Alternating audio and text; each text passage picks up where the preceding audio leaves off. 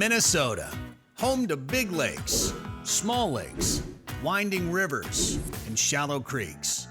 The state offers a wide variety of fishing options for the different species that swim through those waters. Certain species, such as largemouth bass, fare better in the warmer lakes, while lake trout prefer the opposite. In a few rare cases, you can find them both in the same body of water. These are called two-story lakes. One of them is Grindstone Lake in Pine County. I set out with my brother Wade to find out exactly what a two-story lake is and to see if we could catch fish from both stories. Oh! So this is a lake that Wade and I have wanted to fish for a long time. We've talked about it for a long time. It's only an hour and a half north of the Twin Cities.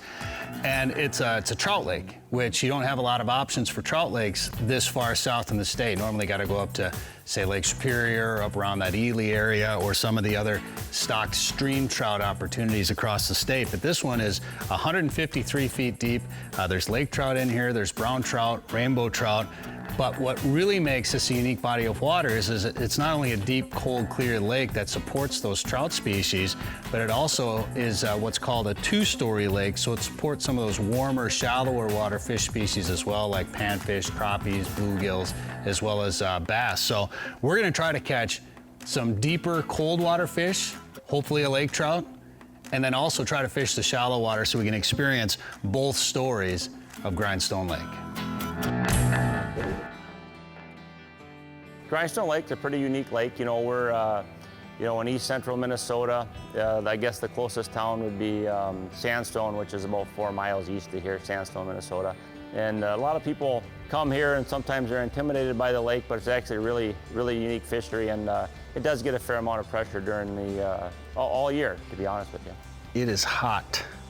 I don't know what the exact temperature is, but if I were to guess, I'd say like probably around 350 degrees.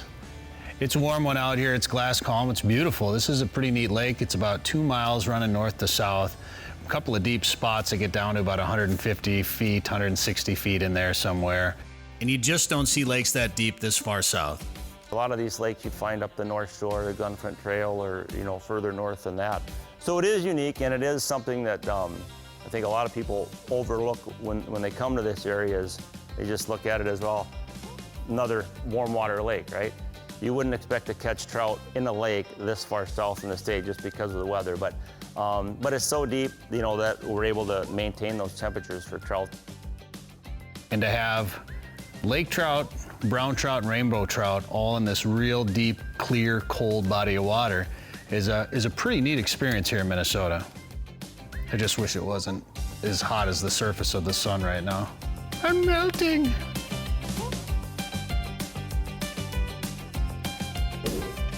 So how does a two-story fishery work? So a two-story fishery is different than your traditional lakes in Minnesota. There's a handful of them around the state, but Grindstone Lake gets to be about 150 foot deep.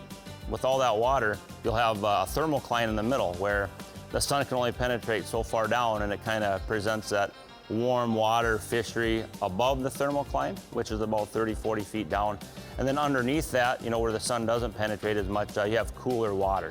It's really unique because you can have your warm water fishery, bass, pike, panfish, that kind of thing on the top. But you can also host a trout fishery or cold water fishery underneath the thermocline. And it's kind of a challenge managing the lake sometimes just because there are so many different species in there. Grindstone Lake is stocked with lake trout, rainbow trout, and brown trout. Back in the day, historically, they tried to stock them to see if they could get them to naturally reproduce, and they never really took off. The lake is filled with like hard shelf rock and not a lot of gravel, rubble, substrate for spawning. So, the idea is, put a bunch of trout in there and they'd be able to reproduce and they'd be good to go, but they've just never been able to really do it. There may be a little bit of natural reproduction going on, but not enough to sustain the fishery. So we stock them annually. We stock rainbows and browns every year and lake trout every other year.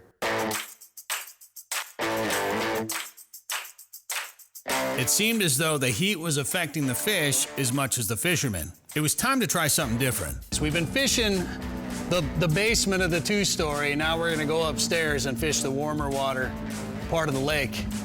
But first, we gotta cool off just a little bit.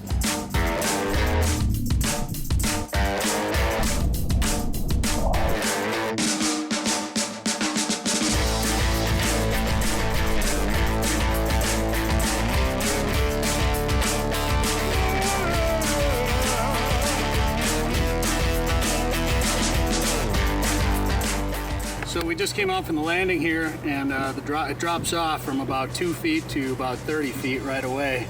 And we're just going to take that drop off now, and we're going to pull either some little meps or maybe some small crankbaits, and we're going to try to stay in that 30 to 50 foot range, and just kind of troll around the lake, see what we can find. Try to stay right underneath that thermocline a little bit in the cooler water.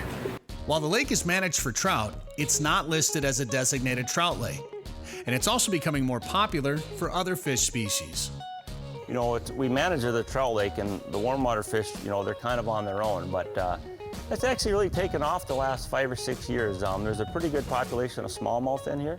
I think in our last survey, we surveyed 50 or 60 per hour electrofishing, and they're decent size. And there's 4 or 5 artificial cribs scattered around the lake that attract people as far as bass and crappies and that stuff. And I know there's guys out here that troll exclusively for trophy pike, and it's not uncommon to maybe see a 40-incher out here every once in a while too. So, while Grindstone Lake's two-story characteristics make it possible to have a wide variety of species in it, the state fish is suspiciously absent. Back in the day, historically, just never had them in there, and I think we'd all agree we have quite a few walleye lakes around the area, and I'm wondering if one more species might throw the balance off a little bit. In our files, we don't show any walleyes that are in here, but some of the landowners, people around here will tell me that there used to be walleyes in here, but we haven't sampled one in our surveys well, I don't think ever. Yeah, so don't come here to expect to catch walleyes. You'll be disappointed. Since there haven't been walleyes here, the decision to make this a trout lake happened right away. You know, probably back in the 1940s. It's kind of funny that, you know, you go out here and you got 150 foot in cold water, you know, and there's no trout in here, so it made perfect sense to try to stock trout in here, right? You know, this one speaks for itself. I mean, in the wintertime, the ice fishing, the first couple weeks after the trout opener, it's not uncommon to see 300-400 portable shelters out there for the trouts. There are a handful of two-story lakes in the state of Minnesota, including Grindstone. Having the opportunity to target that many different species in one body of water is another uniquely Minnesotan adventure.